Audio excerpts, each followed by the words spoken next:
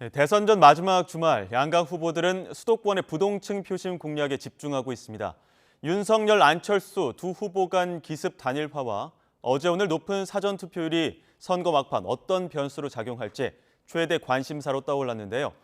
대선 막판 판세와 주요 변수들 유용화 한국외대 초빙 교수, 신성범 전 새누리당 의원 두 분과 진단해 보겠습니다. 두 분 어서 오십시오. 안녕하세요. 네, 안녕하세요. 예. 사전투표 하루 전날 꺼진 줄 알았던 단일화 불씨가 다시 또 타올랐습니다. 네. 여론조사 공표 금지 직전이기 때문에 지금 뭐 다양한 분석과 예상들이 여러 가지로 나오고 있는데 현재 판세 어떻게 보시는지 먼저 유영환 교수님부터. 그러니까 그 3월 3일 날 단일화 예. 하지 않았습니까? 그 전에 여론조사 단일화 이전에 여론조사를 예. 봤을 때는 이재명 후보하고 윤석열 후보가 상당히 뭐 붙어 있거나 예. 아니면 오차범위 내에서 각축을 벌이나 그런 상황이었는데 이제 과연 단일화가 어떤 영향을 미쳤느냐 봤을 때 간단하게 말씀드리면 이제 그 본래는 이제 윤석열 후보 측에서는 이제 민주당의 이재명 후보가 상당히 좀 상승세였고 그리고 예. 이제 김동연 후보하고 통합정부론 하면서 그 통합정부 프레임이 정권교체 프레임을 좀 더 앞서는 이런 형태로 나타나니까 결국 이제 급하게 안철수 후보하고 밤에 심야에 그런 이제 야합성의 야합적 단일화를 한 것인데 이 그 최근에 이제 오늘 사전 투표율이라든가 아니면 예. 국민의당 내부의 반발이라든가 국민의 반발이라든가 이런 걸 봤을 때는 실패한 단일화고 역풍을 불러일으키고 패착을 가져왔다 이런 부분들이 나타나고 있는 것 같아요. 그래서 결국은 제가 말씀드리는 이유는 이제 양측이 진영으로 다 뭉쳤기 때문에 결국 중도층을 공략하는 것인데 안철수하고의 단일화는 중도층을 공략하려고 했던 것인데 오히려 중도층이 떨어져 나가는 상당히 중도층이 배신감을 느끼는 그렇기 때문에 안철수하고 단일화는 상당히 그 방법과 시기 또 내용 이런 부분들이 상당히 실패작이기 때문에 예. 아무래도 윤석열 후보 측에 상당히 부정적인 영향을 미치지 않을까 그런 생각합니다. 이 단일화 이후의 내홍과 후폭풍이 어느 정도의 타격으로 올 것이다 이렇게 보고 계시는데 어떻게 보고 계십니까?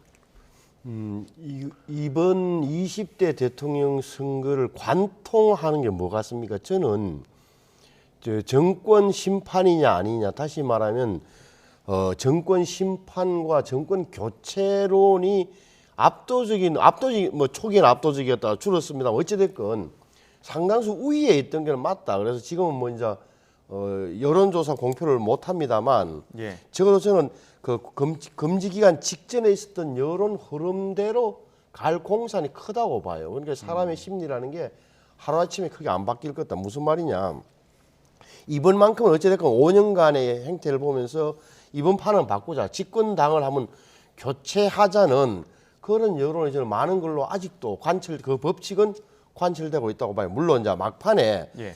지지 후보를 바꾸거나 아니면 투표를 포기하는 이런 흐름은 나타나겠으나 적어도 정권교체 민심 구도면에서 보더라도 어떻게 보면은 비판은 많이 있을 수 있습니다만 불확실성이나 그 변수가 사라진 거예요. 단일화라는 것은 예. 안철수 윤석열 그런 측면에서 보자면 적어도 정권 교체를 희망하는 사람들 입장에서 봐서는 마음 편하게 가서 투표할 수 있는 그런 여건이 마련된 거죠. 그래서 오히려 저는 좀 투표율이 만약 좀 더 높아질 거라는 생각이 들고 또 하나는 후보 단일화가 예를 들어서 보십시오. 이게 조금 모양새는 그랬다. 그래서 느닷없고 뭐 명분이 적다는 그런 측면에서 분노한 지지자층들이 나와서 막 뭉칠 것 같다. 그런 이제 그것도 뭐 그럴 수 있어요. 저는 근데 예. 그거보다는 보십시오. 그거보다는 오히려 중도층에서 볼 때는 이 분노한 분들은 어차피 이재명 후보를 지지할 분들이 화가 더 나서 나오시는 거예요. 예. 더 뭉치고. 근데 그 사람들이 두 표 있는 거 아니잖아요. 문제는 뭐냐? 부동층, 마음을 못 잡고 있는 층에서 볼 때는 윤석열, 안철수가 손을 잡았는데 그러면은 아주 당선될 가능성이 높겠네. 라는 게 지난번 쭉 여론조사 때마다 안윤이 단일화 하면은 오차범위 바깥에서 이긴다는 윤석열이가 많이 발표된 게 그 흐름이 있단 말이에요. 그래서 저는 작은 뭐랄까 역풍은 있을 수 있어서 오히려 부동층에서는 더 큰 흐름으로 정권교체 흐름으로 넘어갈 가능성이 좀 더 많다고 보는 편이에요. 예, 역풍보다는 부동층을 움직이는 바람이 될 것이다 이렇게 분석해 주셨는데 단일화부터 사전투표, 뭐 여론까지 하나하나씩 짚어보도록 하겠습니다. 일단 양강 후보 강원도 산불 현장을 찾은 뒤에 수도권 유세를 이어갔고 또 주요 유세 발언들도 있는데요. 직접 듣고 다시 이야기 나누겠습니다. 어제까지 투표율이 조금 낮다는 소문이 있어요. 여러분, 우리 경기도 대한민국을 대표하는 중심 도시 아닙니까, 여러분? 최고의 도시답게 최고의 우리 민주공화국의 주권자로서 주권자의 권리 확실하게 행사해 주십시오, 여러분. 국민들 앞에 늘상 세무조사나 해야 되는 이런 거 집단으로 만들어버리니 지금 병원도 다 이제 한계에 와서 나자빠졌어요. 그러니까 정부는 코로나 걸린 분들을 그냥 집에서 대기하면서 알아서 죽든지 치료하든지 네 마음대로 하라고 이러고 앉아 있습니다. 이제 거대 양당 사이에 저 심상정 한 사람 남았습니다. 심상정을 지켜주십시오. 대한민국의 그동안 양당 정치가 대변하지 않은 수많은 비주류 시민들의 목소리를 지켜주십시오. 양당 독점 정치를 끝내고 이제 5천만 국민이 골고루 대변되는 다당제 연합 정치를 위해서 네, 대선 전 마지막 주말 양강 후보는 수도권 표심에 집중했습니다. 이재명 후보는 정치 고향이라고 할 수 있는 경기 지역을 찾았고 또 윤석열 후보 경기 이천에서 안철수 후보와 합동 유세까지 했는데 결국에는 중도층을 좀 집중 공략한다 이렇게 보면 되겠습니까? 먼저 신선보 전 의원님부터. 그렇죠. 지금의 좀 더 냉정하게 이야기하면 호남과 영남, 그 심지어는 일반 국민들도 이미 그 마음을 많이 정하신 거예요. 사실은 언론에서 자꾸 부동층 이야기하는데 부동층은 거의 없다라고 보는 게 맞는 거예요. 예. 지금은 남는 데는 수도권이죠. 우상호 의원도 이야기를 했잖아요. 수도권에서 서울에서 치고 있다. 서울이 핵심이다라는 이야기를 계속 하니까 수도권 중에서도 서울이다. 뭐 경기야 어차피 이재명 후보가 좀 뭐 낫거나 뭐 어떤 치더라도 서울이 핵심인데 네. 결국은 오늘 제가 유심히 보는 게 지금 민주당의 송영길 대표가 이런 이야기를 했어요. 그러니까 아예 막 2박 3일 동안 전체적으로 수도권의 재건축 지역을 다니면서 집중 유세를 하겠다.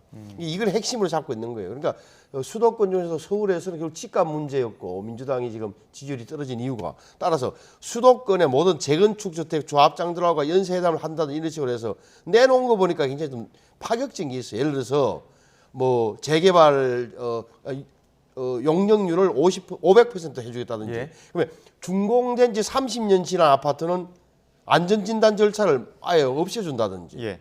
그다음에 실거주 2주택자는 종부세를 아예 면제한다.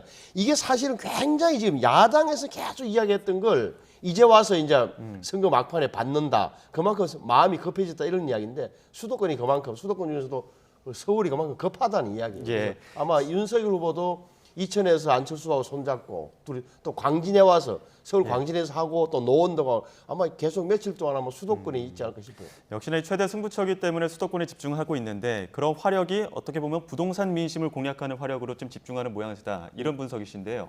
어떻게 보고 계십니까? 부동산 부분은 이제 다 얘기가 다 진행된 거죠. 뭐 송 대표가 얘기하기 전에 이재명 후보가 문재인 정부의 부동산 정책은 실패한 것이고 예. 그리고 자신의 부동산 정책은 이런 것이다라고 밝혔기 때문에 뭐 재건축이나 재개발 또 용적률 문제는 이재명 후보가 여러 차례 얘기했기 때문에 서울 시민들이 알 테고요. 그 문제에 대해서. 그러나 이제 민주당 측 전략은 그런 것 같아요. 서울 지역에서 이게 5대 5로만 되면 이길 수 있다라고 보는 거죠. 서울 지역에서 그 당시 우상호 본부장이 한 4 내지 5% 진다 그러지 않았습니까? 예. 그러니까 그 부분을 이제 따라잡기 위한 이런 부분들인데 이제 결국 그걸 어떻게 따라잡을 거냐라는 문제인데 결국 그것은 이제 이재명 후보에 대해서 소극적 지지자층이라든가 아니면 유보층들 또 안철수 후보 측에 가 있었던 사람들 이 사람들을 어떻게 끌고 올라오느냐 그리고 예. 더 중요한 것은 이제 호남에서의 이재명 후보한테 이렇게 호감을 갖지 않았던 층들이 일부가 있었어요. 예. 이 층들이 이제 수도권 서울하고 연결됐단 말이죠. 수도권하고 이 층들을 어떻게 끌어내느냐라는 것이 아마 선거 전략일 것 같아요. 근데 이제 안철수 후보가 윤석열 후보하고의 심야에 그러한 그 아주 반공개적이고 그리고 야합적이고 국민 우롱적인 이러한 단일화를 하는 바람에 이런 부분이 어떻게 보면 역작용으로 좀 더 수월해지지 않았느냐. 흐름을 타고 있다. 이런 부분들이 여러 가지 지표에서 나타나고 있는 건 사실인 것 같아요. 예. 그래서 제가 봤을 때는 서울이나 수도권에서도 이제 3월 9일 날 이제 뚜껑을 까보면 알겠지만 의외의 결과가 기존에 깜깜이 선거 전에 했던 여론조사하고 상당히 다른 의외의 결과가 나타날 수도 있다. 저는 그렇게 생각합니다. 예. 예, 그 수도권의 남은 표심, 그 남은 1인치의 표심을 획득하겠다 이런 전략들로 지금 민주당 나가고 있다 이렇게 말씀해 주셨는데, 근데 아니 저 교수님 말씀대로 의외의 결과가 나올 수도 미래 일이니까 어떻게 알겠어요. 제가 볼 때는 그럴 가능성보다는 지금 민주당의 전략을 제가 유심히 보면 이런 대목이 하나는 미안한 이야기지만 돈이다. 두 번째는 조직 같다. 무슨 말이냐? 돈은 예를 들어서 지금 방역 지원금인가요? 방역 지원금인가 해가지고 300만 원씩 보니까 330만 명이 받아갔어요. 이미. 그럼 10조 원이 이미 풀렸어요. 예? 첫날에 제가 보니까 300만 원씩 받아 85만 명이 첫날에 받아갔어요. 2조 5천억이 하루에 풀렸어요. 지금까지 우리는 일반인은 잘 모르지만 자영업 하시는 작은 분들은 300만 원씩 332만 명이 받아가서 10조가 돈이 풀렸다. 이게 뭐냐? 이게 결국은 야당이 반대하지 못하는 상황에서 어떻게 보면은 돈으로 지금까지 어떻게 보면 자영업자들의 마음을 달래는 그런 걸로 저한테는 비춰지는 거고, 또 하나 아까 말씀드렸던 대로 서울에서는 집값 부동산 이렇게 확 푸는 건데, 이거는 사실은 지난 5년 동안 문재인 정부가 가져왔던 정책의 흐름과 근본과 기조를 완전히 흔드는 거예요. 그런데 말 그대로 5년간 뭐 하다가 이제 와서 이렇게 정책의 근간을 흔드느냐는 의문을 사람들은 가질 거다. 그래서 부동산을 저렇게 해주면 좋지만, 뭐 재건축, 재개발 기다리는 사람 좋겠지만, 마음 한편에서는 이래도 되는 거야. 신뢰도에 대한 의문은 저는 좀 남아 있을 거라고 봐요. 마지막 남은 것은 아마 그 민주당의 특유의 조직력 문제인데, 그 뭐 지사라든지 시장 군수, 그다음에 도의원 군의원, 뭐 시형 군의원들이 그 확 바닥에 있는 이런 걸로 아마 투표율을 높이는 그런 뭐 전략을 구사할 걸로 보이는데, 뭐 저는 투표율이 전체적인 투표율이 3월 9일까지 포함해서 75%가 넘으면은 민주당의 전략이 꽤 성공할 가능성도 있다고 봐요. 소상공인들에게 320만원에게 300만 원을 줬다는 것은 늦게 준 거죠. 추경에서. 추경 예산도 넉넉하지 않았고. 그런데 그것을 예를 들면 선거에 이용하기 위해서 돈을 준 것이다. 그럼 소상공인들이 그런 얘기에 대해서 어떻게 받아들일까요? 굉장히 불쾌할 것 같아요. 소상공인들은 적다. 예. 그리고 자기네들이 고생하고, 그리고 어떻게 보면은 이제 자기 사업들을 폐지하고 이 생사를 왔다 갔다 하는 상황에서 정부에서 300만 원을 준 것이 선거를 위한 매표성이 있다. 그럼 예. 그분들 입장에서 굉장히 불쾌할 거라고 생각이 들고요. 그리고 이제 그런 방역과 정치 문제는 별도로 생각해야지 자꾸만 방역과 정치를 결합시키면 안 된다고 생각이 들고요. 부동산 문제는 아까도 말씀드린 것처럼 당연히 문재인 정부와 이재명 정부는 다른 것이죠. 부동산 정책이 다른 것이고, 이 문재인 정부에서 실패하거나 잘못되거나 모자라는 것은 보충하고 새롭게 바꿔나가는 그런 측면에서 부동산 정책을 이해해야 되는 거지. 과거에 얘들이 뭐 했는데 또 바꾸냐. 이게 다른 정부거든요. 후보도 다르고, 그리고 상당히 이재명 후보 같은 경우는 비주류에 있었고 현 정부의 중심 세력이 아니었잖아요. 전혀 변방에 있었던 사람이기 때문에 그렇게 이해한다 그러면 저는 충분히 언더스탠드 된다라고 살 수 있습니다. 예. 그 민심의 목소리가 어디로 향할지는 지금까지는 모르겠지만, 오늘 사전투표로 봤을 때는 민심의 목소리가 굉장히 크게 울리는 모습들이 보고 있습니다. 지금 사전투표율이 오후 3시 기준으로도 이미 30%를 넘었고요. 그리고 오후 1시 기준으로도 지금 지난 대선 최종 사전투표율도 이미 넘은 상황인데, 지금 이렇게 역대급으로 사전투표율이 계속 최고 기록을 갱신하는 이유, 이 목소리는 어디에 있다고 보시는지 먼저 유영하 교수님부터. 저는 이제 어제와 오늘의 호남 투표율이 높은 부분에 대해서 많은 생각을 하시는 것 같은데, 저는 응징성 투표라고 보여집니다. 예. 그러니까 민주당의 전통적 지지자층이 결집되어 있는 호남에서 이렇게 투표율이 높다라는 것은 안철수와 윤석열의 그 야합과 밀실 단일화, 그리고 안철수의 도저히 상식적으로 이해가지 않는 말을 바꿔놓고 또 배신성, 그리고 사기성, 이런 발언들에 대해서 호남 사람들이 굉장히 분노하고 배신감을 느끼면서 나가서 응징해야 했다. 그 응징이라는 건 무슨 의미냐면, 그렇게라도 투표라도 해야 예. 내가 바로 주권자이고 주인임을 예. 알려주고 싶은 거죠. 이러한 정치 예. 정치 지도자들에게 퇴행적 정치 지도자들에게 구태 행위를 하는 이거 완전 히 국민을 무시한 거 아니에요? 그날 토론까지 해놓고 저희 집도 팜플렛이 왔던데 버젓이 대통령 후보 나온다 그래놓고서 예. 아무도 모르게 밀실에 가서 어디 그 장제원 의원 누나 집에 가서 했다는 거 아니에요? 예. 이런 부분에 대한 굉장히 분노와 배신감을 갖고 있습니다. 그래서 이런 부분들을 응징한 거죠. 예. 이 응징성이 강하다. 그래서 상당히 예. 투표율이 높은 거고 그런 부분들을 오늘도 그 행렬이 이어지는 것 같아요. 그래서 어제하고 오늘의 사전투표의 호남 지역이나 민주당의 지지자층들이 투표율이 높은 거는 그런 측면이 강하고 다 나가는 거죠. 다 나가는 거고. 응징의 목소리가 강하다. 네, 저는 그렇게 봅니다. 그 중에서 호남의 목소리가 높은 것은 더욱더 호남에 대한 어떤 지지층 결집이 있었다. 그렇죠. 이렇게 예. 보시는데 야당 입장에서는 이준석 대표 호남의 구애를 많이 했고 윤석열 후보도 손편지까지 쓰지 않았습니까? 혹시 그런 것에 대한 어떤 영향이 있을 거라는 분석도 하십니까? 지금 중요한 것은 호남 특정 지역이 아니라 전반적으로 왜 저렇게 높으냐 예. 그거잖아요. 이게 지금 보니까 밑에 나오죠. 32.8%에 올 4시 현재가 이 말은 뭐냐? 우리나라 인구가 한 5,200만 되고 투표권자가 4,400만 명인데 벌써 4시까지 1,500만 명 가까이가 투표했다는 거예요. 그 말은 예. 뭐냐?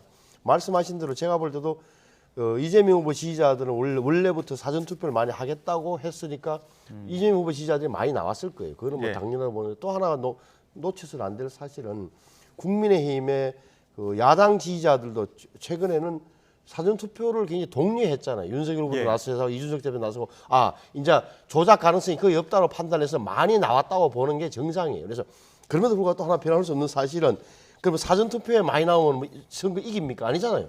어차피 3월 9일까지 투표를 해가지고 같이 하는 거잖아요. 그러니까 지금까지 오늘 갖고 만약에 개표를 하면은 제가 볼 때도 이재명 후보 지지자들이 많을 가능성이 높죠.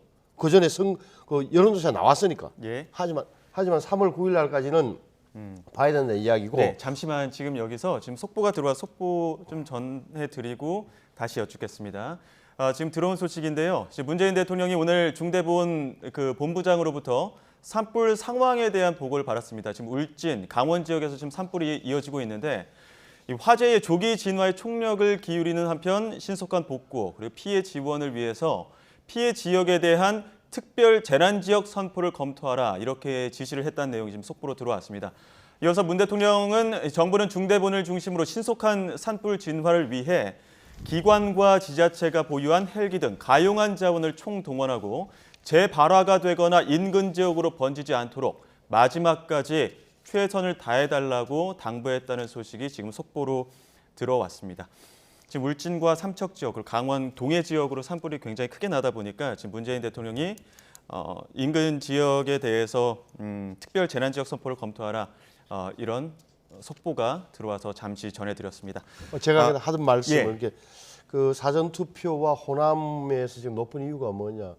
호남 분들이 아마 여기서 말씀대로 그럴 가능성이 높다고 봐요. 그런데 저게 야당에 불리하냐? 저는 야당이 꼭 불리한 건 아니에요. 왜냐하면은 저래 되면 저도 호남에서 민주당의 독점적 정치 구조화에서 그걸 기득권으로 인식하고 있는 20, 30대 젊은 층들이 많이 투표한다는 또 반증이기도 하단 말이에요. 그러면은 제가 볼 때는 한쪽으로 완전히 쏠리지는 않을 거다. 다시 말하면 이준석 대표가 이야기한 대로 뭐 25%, 30%는 제가 볼 때는 그거는 비현실적이라고 보는 거고 예. 그럼에도 불구하고 박근혜 전 대통령이 가장 많이 받았던 10%대 그거는 훨씬 넘을 거다. 제가 볼 때는 아마 감히 제가 추측건데는 호남에서도 아마 윤석열 후보 지지율이 15%는 나올 가능성이 높아요. 근데 이제 그 사전 투표율이 높은 이유 아까 지금 말이 좀 예. 끊어졌었는데 그 이유는 또 하나 해석하면 이게 정치적으로 봤을 때 상당히 다른 흐름이 지금 조성되고 있다고 저는 보여집니다.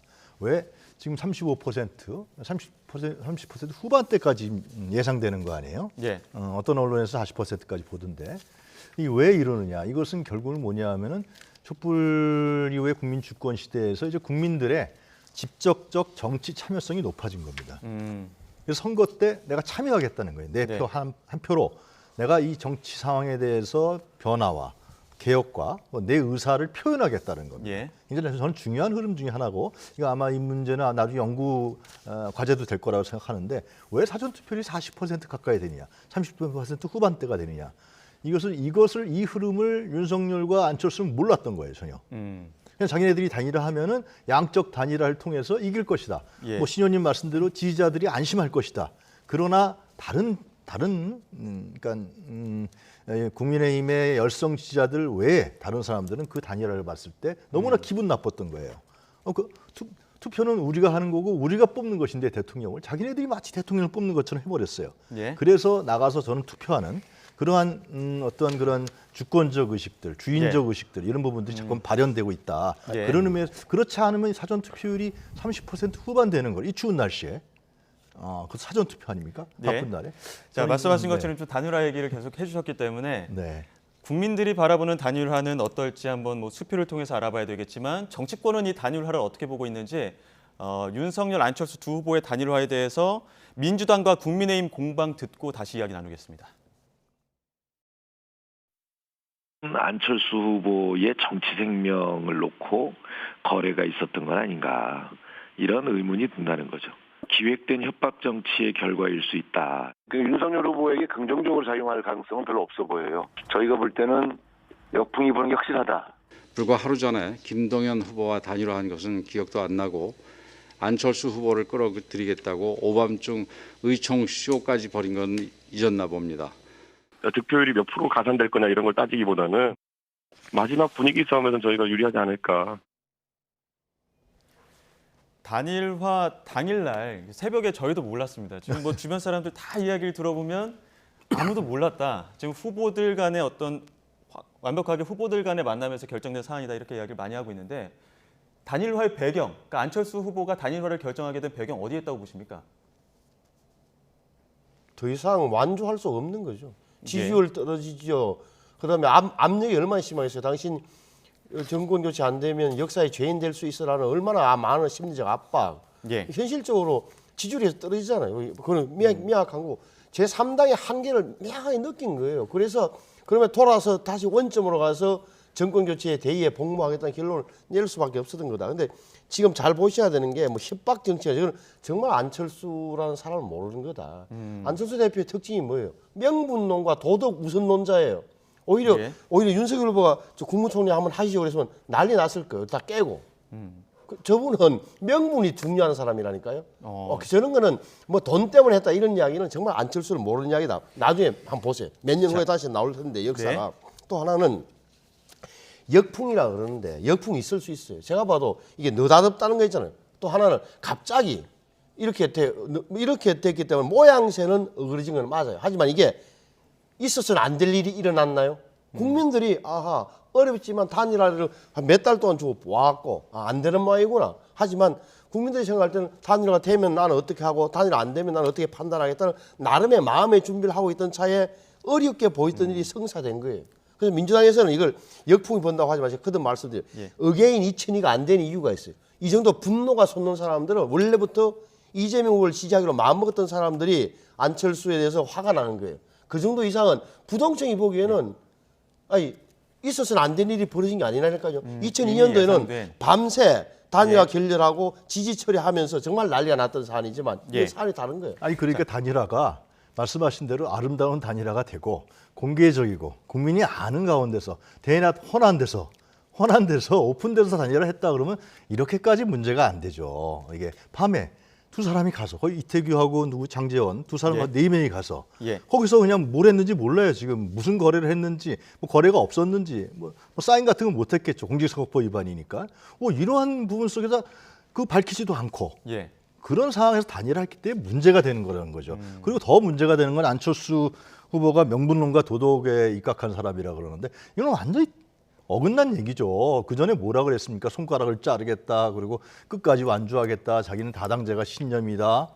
양당의 폐해를 지적하고 이렇게 하면서 자기는 새 정치하겠다고 그렇게 외치고 10년 동안 했던 사람이 그거에 대해서 아무런 해명과 이것도 없이 그냥 밤에 가서 장제원 의원 누나 집에 가서 단일화를 해버렸어요. 그러다 발표했어요. 국민통합이라고 정권교체라고. 어느 국민이 그걸 믿겠습니까 도대체. 그래서 저는 안철수 후보가 지금 뭐 원래는 자기 안철수 전 후보죠. 안철수 전 네. 후보가 원래 논에서 유세하려고 하는데 못해요. 워낙 반발이 큰 거죠. 국민의당에서 지금 아직도 반발하고 댓글이 붙는다는 거 아닙니까? 예. 권은희 원내대표 같은 경우 거취를 지금 걱정한다는 거, 얘기한다는 거 아니? 그럴 경우에 그래서 이천 가서 하는데 과연 안철수 후보의 말이 신뢰가 있겠습니까? 저는 안철수 후보가 그래서 그 국민의당 홈페이지에는 정계 은퇴하라는 얘기까지 나온다는 거 아니죠? 예. 안철수 후보가 어떤 일을 할 수 있느냐? 정치 행위자로서 정치적 생명이 저는 이제 새로운 정치에서 상당히 야합 정치로 끝나는 거 아니냐? 저는 그렇게까지 얘기할 수 있을 것 같아요. 지금 단일화를 지켜보는 시각이 정치권에서도 너무 다르고 즉 국민들이 바라보는 시각들도 여러 가지가 있을 겁니다. 이런 가운데 지금 뭐 단일화를 가정한 여론조사 결과가 있기 때문에 이 여론 한번 분석해 보도록 하겠습니다. 단일화 이유는 아니고요. 지금 공표 금지 직전에 실시된 여론조사였는데요. 야권 후보 단일화를 가정했을 때에 지금 중앙일보가 의뢰한 엠브레인 퍼블릭 조사에서는 윤석열 후보 47.4%, 이재명 후보 41.5%입니다. 다른 여론조사 하나 더 있는데요. 리서치앤리서치에서 조사한 결과입니다. 마찬가지로 윤석열 후보가 45.5%로 우세한 상황이고 이재명 후보가 39%. 여론조사로는 이렇게 나와 있는 상황입니다. 이게 단일화를 가정하고 물어봤을 때 그리고 단일화 이후에 물어봤을 때는 조금 그 여론의 차이가 있을 것 같은데 앞으로의 여론 어떻게 움직일지 두 분에게 마지막으로 여쭙겠습니다. 먼저 그래서 제가 계속 말씀드렸잖아요. 저 부분이라는 게 일반 상식적으로 보더라도 둘이가 합하면 윤석열이 이기겠네. 일반적으로 보더라도 당선 가능성이 높다는 건 왜 그러냐면 나는 뭐 윤석열 지지하든 안 하든 간에 내 주변 사람들은 그래도 야 윤석열이 될 것 같은 사람이 많다는 거예요. 이제는 깔려 있다는 거예요. 그런 말씀 명분이 없다 그러는데 명분이 왜 없습니까? 정권 교체가 시대 정신처럼 굳어진 이 상황에서 안철수가 선택한 게 왜 명분이 없어요? 정권 교체를 통해서 자기가 정치계에 앞장서겠다고 하는 명분이 있다는 말씀을 드린 거고 또 하나는 이 역풍이 불더라도 제가 왜 자꾸 역풍을 있을 수 있다 하지만 그거보다는 다른 게 더 크냐? 아까도 말했잖아요. 분위기, 흐름, 구도, 기세 이런 데서 적어도 부동층이 가만히 보기에는 할만하다. 둘이 합한 게 연합 정도 했다. 물론 한쪽에서는 야합이니 협잡이니 뭐 자리 나눠먹기니 공개가 하겠지만 그건 그쪽 이야기고 중도층들이 보기에는 부동층들이 보기에는 연합 할 만한 사람들이 했구나. 적어도 그리고 또 하나는 안철수와 윤석열이 손을 잡고 국민의힘과 국민의당이 통합하면 적어도 국민의힘이 힘 내에 안철수로 대표되는 합리적 보수 또는 온건 보수 흐름이 결합할 수 있겠구나는 생각 가질 수 있는 거예요. 예, 유영하 교수님 어떻게 보세요? 예, 안철수를 잡아서 중도층을 공략하겠다는 정책은 단일화 정책은 철저하게 실패한 거죠. 왜냐하면 안철수 자체가 정치적 신뢰를 완전히 잃어버리고 배신자와 사기꾼 소리까지 들을 정도니까요, 실제로. 그리고 지금 다시 말씀드리면 단일화가 정말 아름답게 공개적으로 그렇게 이루어졌다 그러면 아마 민주당의 이재명 후보가 불리할 겁니다. 그러나 야밤에 기습적으로 국민을 무시하고 국민을 우롱하고 마치 그때까지 완주할 것처럼 그 찬사와 레토릭을 펼치다가 싹 가서 해버린 이 부분에 대해서는 국민들이 우롱당하고 무시당했다 생각하기 때문에 첫날의 응징의 투표, 그다음에 그 부분들이 밴드웨건 효과를 해서 이것이 본투표까지 이어질 확률이 상당히 높다. 저는 그렇게 생각합니다. 예. 자, 이제 유권자의 선택은 시작이 됐습니다. 이미 네. 사전투표로 여러분들이 참여를 했기 때문에 결과는 또 어디로 향할지 지켜보도록 하겠습니다. 유용화 한국외대 초빙교수 그리고 신성범 전 새누리당 의원과 대선 전국 상황 진단해봤습니다. 오늘 말씀 고맙습니다.